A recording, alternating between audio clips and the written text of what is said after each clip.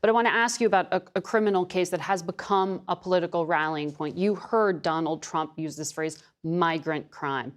A 22-year-old nursing student, I know you've been following this, Laken Riley in the state of Georgia was murdered allegedly by an undocumented Venezuelan migrant. The suspect had been detained by Border Patrol upon crossing, released with temporary permission to stay in the country. He then went on allegedly to commit crimes twice, once in New York for driving a scooter without a license and once in connection with a shoplifting case in Georgia.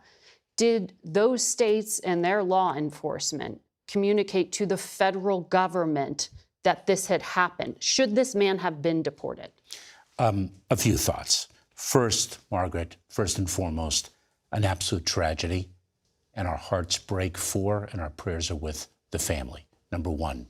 Number two, and importantly, as a prosecutor, having prosecuted violent crime and other crimes for 12 years, one individual is responsible for the murder, and that is the murderer.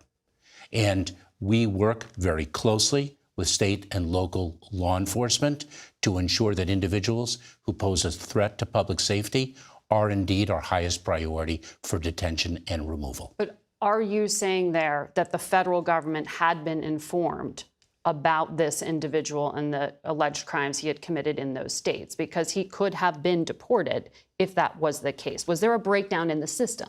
So, Margaret, there are a number of cities around the country that have varying degrees of cooperation with the immigration authorities.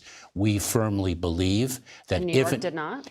We firmly believe that if a city is aware of an individual who poses a threat to public safety, then we would request that they provide us with that information so that we can ensure that that individual is detained if the facts so warrant. And it sounds like they were not coordinating.